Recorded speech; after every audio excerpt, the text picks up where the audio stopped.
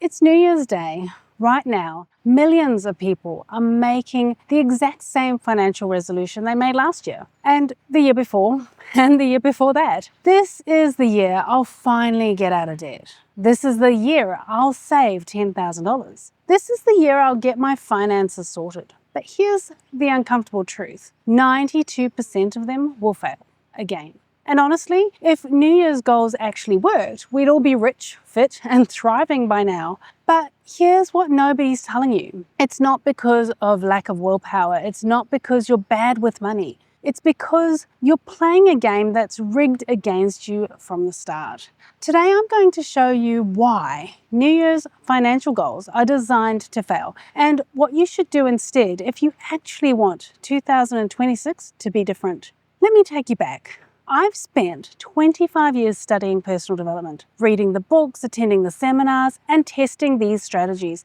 And you know what I've learned? The New Year's resolution model is fundamentally broken. Every December 31st, we convince ourselves that when the clock strikes midnight, we'll suddenly become different people. We'll have more discipline. We'll make better choices. We'll finally become the version of ourselves that we've been promising. And for about 2 weeks, it works. January 1st, we're motivated. We open the budgeting app, we transfer $200 to savings. We feel unstoppable. Then January 15th hits. The motivation fades. Life gets busy. An unexpected expense pops up. We missed 1 day of tracking, then 2, then a week. And just like that, we're back to our old patterns. By February, the resolution is a distant, slightly embarrassing memory. The statistics are brutal. 80% of New Year's resolutions fail by the second week of February. And financial goals? Even worse. Why? Because financial change requires sustained behavioral change, not a 2-week surge of January motivation. But here's what really gets me.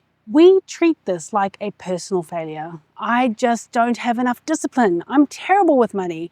I'll never get this right. No, rubbish. The problem isn't you, the problem is the approach. Let me be real with you for a moment. The biggest financial transformation of my life, rebuilding after setback, creating stability, growing wealth after near devastation, none of it came from a New Year's goal. This came from changing my systems and my environment, not my motivation. Here's the uncomfortable truth. Goals are not enough. In fact, focusing on goals might be the exact thing keeping you stuck. When you set a goal like save $10,000 in 2026, you're focusing on an outcome. But outcomes are simply the result of your daily behavior. And here's the kicker. You can have the best goal in the world, but if your daily environment and your habits don't support it, you're setting yourself up for failure. Just think about it. You can set a goal to save money, but if you've got 12 subscription services billing you, if you walk past the same coffee shop every morning,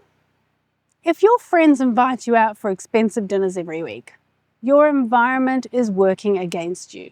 Goals equal what you want to achieve. Systems equal the process that gets you there. And here's what 25 years of personal development has taught me. You don't rise to the level of your goals. You fall to the level of your systems. Everyone wants to get out of debt. Everyone wants financial freedom. Winners and losers have the same goals. The difference is the systems that they've built. That's why New Year's resolutions fail. We set ambitious goals without building the systems to support them. It's like deciding to run a marathon, but never lacing up your running shoes. The goal is meaningless without the system. So here's what you do instead.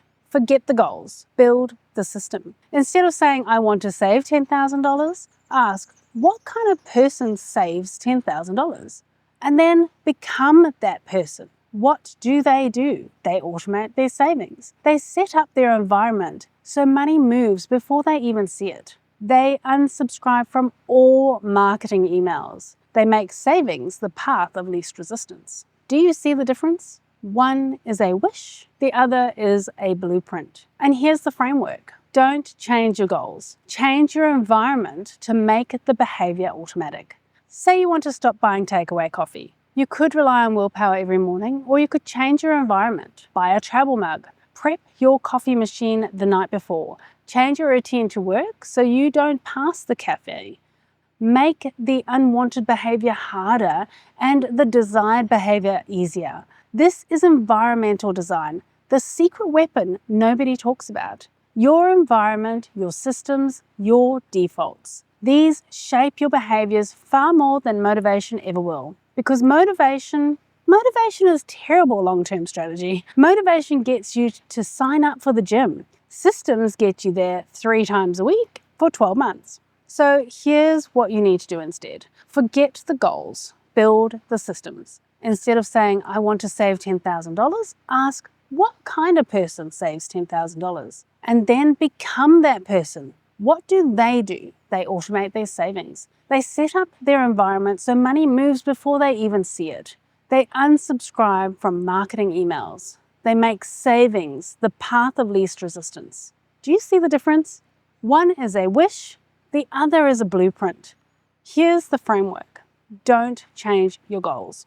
Change your environment to make your behavior automatic. Say you want to stop buying takeaway coffee. You could rely on willpower every morning, or you could change your environment.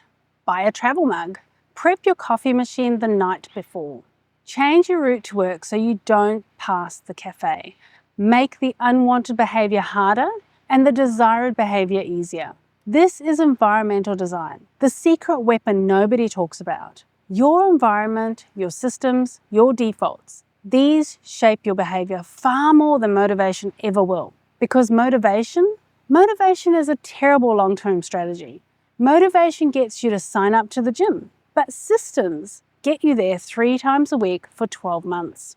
Let me tell you about Sarah. 3 years ago, she set the same New Year's resolution she had set 5 years in a row. Get out of debt.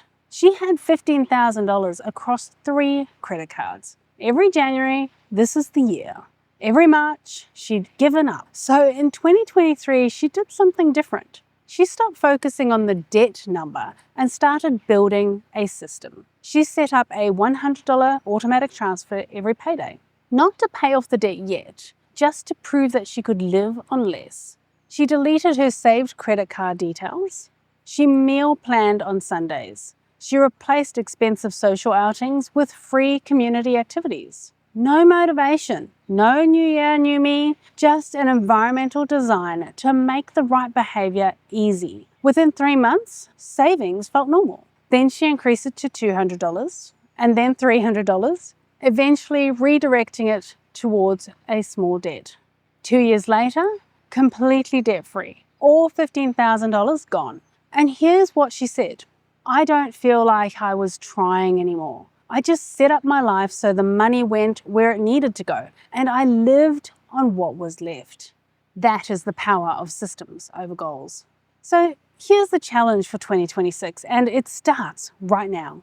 Not tomorrow, not Monday, now. Pick one financial behavior you want to change, just one. Then, instead of setting a goal, design your environment to make that behavior automatic. Want to save more? Set up an automatic transfer the day after payday. Want to spend less on delivery? Delete the app from your phone. Want to stick to a budget? Set up a separate bank account and automate your transfers. Make the desired behavior easy. Make the undesired behavior hard. Let your environment do the heavy lifting. And here's the thing. Next week, I'm giving you a complete blueprint. 10 specific things you need to do differently with your money in 2026. But none of that will work if you're still relying on motivation. With a systems mindset, those 10 things will transform your financial life. So between now and January 8th, pick one behavior, design your environment, and watch what happens when you stop relying on willpower and start relying on your systems. If you want help building your systems, check out the show notes. I've linked the financial fitness tracker to get you started. Remember, this is for educational purposes only, and results may vary, but every financial journey starts with the first step, and you're already on the way. If you're new here, welcome. If you're returning, welcome back. I'm Christine. Thank you for committing to a life of freedom, choice, and abundance through financial literacy.